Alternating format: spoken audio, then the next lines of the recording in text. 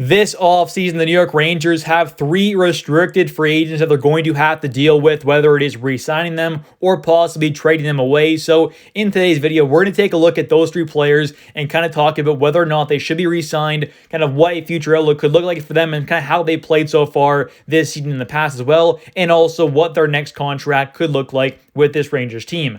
Starting off here with Ryan Lindgren, the D partner to Adam Fox, the Norris Trophy winning defenseman. His partner there on that top D pair for the New York Rangers has been Lindgren for the past few seasons, ever since they've really come into the NHL together. And I think it's obvious there that Lindgren definitely plays a pretty big part in this team. He's a very reliable defensive defenseman. Now, offensively, he's nothing special at all. He doesn't bring a whole lot offensively. The odd moment kind of here or there, he has a really nice kind of offensive play. For example, in Game 6 there against the Carolina Hurricanes, to put that series away, Ryan Lindgren ended up assisting on that game-winning goal, Kreider's 3rd goal to complete his hat trick. So the odd moment here or there, he has a nice offensive play, but for the most part, he's definitely more of a defensive guy. Doesn't bring a whole lot offensively. So I think in general, a solid defensive guy, really reliable, blocks a lot of shots, plays a pretty physical game, a tough player, definitely not afraid of much on the ice there. He'll hit, he'll fight it, but he can do all that for the team, and he's definitely a really good kind of team player like that, and I'm sure is a good locker room guy as well. But in general, he's a solid defenseman, but I can't imagine he's going to get a massive raise overall. I think he had a decent playoff run, a good regular season, but definitely not an elite guy, and a solid kind of complimentary kind of top pairing guy.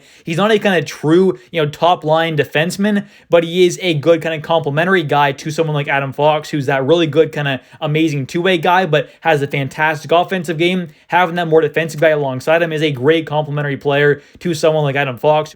Let's take a look now at what Ryan Lindgren did offensively this past season. He ended up having 76 games played, 3 goals, 14 assists for 17 total points. The previous season had 63 games played, 1 goal, 17 assists for 18 points. So definitely, like I said, nothing special offensively, but does block a decent amount of shots, hits a lot, plays some good, reliable defensive hockey for the most part. And in the playoffs, ended up having 16 games played, 3 assists this past season. So not too bad offensively. He's not going to put up any special numbers offensively, but can be a solid defensive defenseman who really plays a good complementary role to someone like Adam Fox. Let's now take a look here at what Ryan Lindgren's contract was this past season and a couple years before that. He ended up signing that deal back in 2021, and it was a 3-year contract with a $3 million cap hit per season, so a total of $9 million over 3 seasons there, and he has expiry status with arbitration as well. So if the Rangers cannot come to an agreement on his next contract, they can go to an arbitrator there, which will kind of be like a middleman to kind of help this deal get sorted out. But I would imagine they can probably get a deal done without that. Hopefully they obviously can, because you don't necessarily want to go to that. It doesn't happen a lot in the NHL, but it definitely is a possibility if they cannot come to an agreement. So now I'm going to give you guys my prediction on what a contract could possibly look like for Ryan Lindgren going forward this offseason. I think he could sign a deal, something around a 4-year, $4 million contract. I think Ryan Lindgren could very well see a contract at the 4-year mark, but more closer to that $4 million mark. I mean, it's high 3s, but definitely low 4s. I don't see him getting much higher than that. I would say like 4.1, 4.2 at the most for what I would like to see him get. Obviously, I mean, I'm sure he's going to want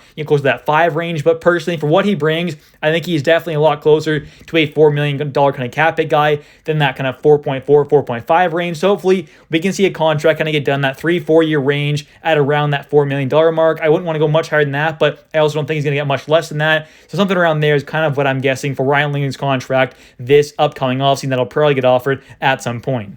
Now moving on to the other defenseman, and that is Braden Schneider, the 22-year-old, still very, very young. He's obviously just finished up his entry-level contract that had a cap hit of $925K. He's definitely going to get a pretty big pay raise on that contract, but right now, he's 6'3", 208 pounds, a big, more defensive defenseman than an offensive kind of guy. He kind of projected to be maybe a bit of a kind of a two-way guy with being a little more defensive than offensive, but we really haven't quite seen that offensive game kind of really take a stride at the NHL level so far. He's been all right offensively and definitely has been better than a guy like Ryan Lindgren offensively, but hasn't quite developed that offensive game that we kind of saw a bit at Hartford and a bit with the Braden Wheat Kings at the WHL level, unfortunately. So hopefully we can obviously still see that offensive game kind of translate a bit more. He's never going to be some, 50-point D-man, but being a pretty solid kind of offensive guy is definitely something that is still in his wheelhouse, I think. He's a solid puck mover, nothing insane, but decent, and definitely has more offense capabilities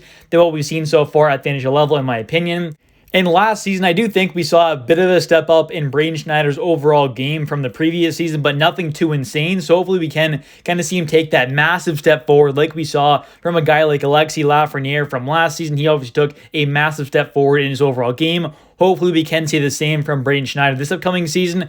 And I do think, he is only 22 years old, still very young, had a pretty solid playoff run there. Nothing insane. I don't think played, fantastic, but definitely was not too bad. I hope we really can see him get a legit chance, though, in that top 4 next season, especially if Jacob Trouba is still here, which I think is very possible. Hopefully we can see Braden Schneider really kind of get that chance to take that big step forward in his overall game, really trying to break out into a true kind of top 4 caliber D-man, because I do think he definitely has those capabilities of being maybe a really good kind of number 3 defenseman at the NHL level one day. Not necessarily sure he has that kind of top pairing kind of upside, but definitely could one day be a pretty nice complementary guy to maybe someone like an Adam Fox, for example, that kind of a player, or at least worst case, maybe end up being a really good kind of second pairing guy, which is definitely a very valuable thing to be at the NHL level. He's still very young, though, still has a lot of room to grow and get better, but at 6'3", 208 pounds, he's got great size, he's still very young, and could very well be a very good defenseman for the Rangers for a very long time at the NHL level. This season, he ended up playing a pretty good, overall physical game like his play style is. He's a tough player, can hit a lot, he can fight, he'll block shots. He's a good overall team player in that sense as well, kind of like a Ryan Lindgren is, but he definitely has a lot more size to him than a guy like Ryan does. Obviously, he's got about 4 inches on him, so a pretty big difference there. And he does also have the capability, I think, of killing penalties and doing so at a pretty good level. So hopefully we do see him get a little more chance on that PK as well than what we saw from the past couple seasons. And his overall production from this past season, he ended up having 82 games played, 5 goals, 14 assists for 19 total points. Not too bad at all. The previous season ended up having 18 points in 81 games played, so not too big of a difference. And in the playoffs, this past season ended up having 16 games played, 2 assists. Definitely not the best overall production in the playoffs offensively, but still has been quite solid. And for his contract prediction, because he just is coming off of his entry-level contract, for my prediction, I'm kind of guessing it's going to be something around a 3-year deal with a $3 million cap hit. I think it's going to be a very short-term deal. You're looking at probably 2 to 3 year deal at, like I said, something around $3 million. Maybe it's like 2.8, 2.9, maybe it's like 3.1, 3.2, but something around a 3x3 deal is kind of what I'd imagine, because it's not going to be a long-term deal. I don't think he's going to get locked up long-term, especially with the Rangers cap situation right now. If he were to get locked up long-term, I'm sure he'd want close to that $5 million mark, because it'd be like an 8-year deal, whatever it is. So it's definitely not going to be quite that long-term or quite that amount of cap hit. It's probably going to be a very short-term deal at a fairly low cap, which is something around a $3 million mark. And the last guy here is Kappo Kakko, who did not take a big step forward in his overall game, unfortunately, like Alexis Lafreniere did. Both these guys had their chance in the top 6 this season, playing alongside some star caliber players. Lafreniere took that big step in his overall game, but unfortunately, Kappo Kakko, the former 2nd overall pick,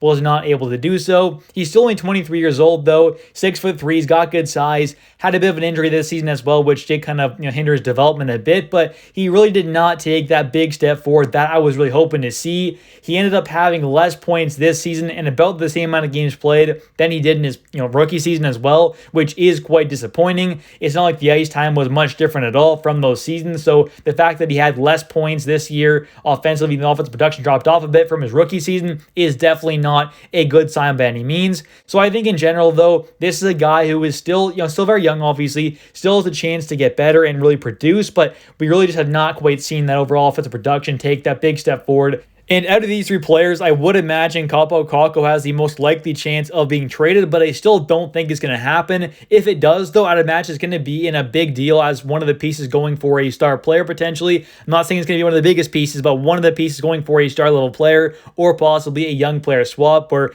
maybe another player on another team who's kind of a young guy, needs a change of scenery. That's a possibility there. Maybe there's a swap, but in general, though, I don't see him being moved, especially if it is just for a kind of a mid-round pick or a not great prospect. I don't see him just kind of being dumped off. But I do still think he can be a very solid kind of top 9 forward at the NHL level. Now, does he develop into that true kind of top 6 caliber guy? We'll have to wait and see. I'm not 100% sure on that, but there still is a chance that he very well could. He's still very young, only 23 years old. He's not some, 26, 27-year-old guy yet. He's still got some room to grow and get better, but hopefully we can see that next season. And he ended up having this past season 61 games played, 13 goals, 6 assists for 19 total points. But the previous season, back in 2022 2023, had 82 games played, 18 goals, 22 assists for 40 points. So he obviously had some good offensive production there, but it definitely dropped off this season. Even though he did have an injury there still was a pretty big drop off from, about a half point per game down to kind of like a 1 point every 3 games. So there definitely was a pretty big drop off there. And hopefully we can see him take that big step back up towards that kind of 40-point mark, something around there. Hopefully next season, somewhere on that third line, more than likely for Kappo Kakko. Now, taking a look here at what he did in the playoffs, he did not have a lot of offensive production at all, which is not at all a good sign for Kakko. He ended up having 15 games played, 1 goal, 1 assist for 2 total points in 15 games played. That is just not good enough. He needs to have more offensive production, especially in the playoffs when it matters most, that third line. And it's not all on him either. I mean, obviously, Wenberg there and Cooley did not have a lot of offensive production either, but he definitely needs to do a better job himself of getting the job done offensively and producing more points. And now taking a look at Kappo Kakko's old contract, it was a 2-year deal that he signed back in 2022 with a cap hit of $2.1 million. Not a bad contract for either side there, but now for my contract prediction, I'm kind of guessing it's going to be a bit of a pay raise, but definitely not by a whole lot. I'm kind of guessing another 2-year deal potentially at around a $2.5 million cap hit per season. I don't think it's going to be anything much more than that. Maybe it's like a 2.6, 2.7, but I can't see it being anything more than 3 or even that close to 3. It shouldn't be that high. He does have arbitration rights, so it's going to go up a decent amount, but definitely not too much. So maybe it is a, 4, 5, 600K raise there, but I can't imagine it to be much more than that. Anyways, thank you so much for watching. If you have enjoyed this video, please smash the like button. Don't forget to comment down below your thoughts on these 3 players. What do you think their new contracts are going to be? Do you think they get traded? Let me know your thoughts in the comment section down below. Don't forget to subscribe for daily New York Rangers content. Don't forget to smash the like button, and I'll catch you next one. Thanks for watching. Bye.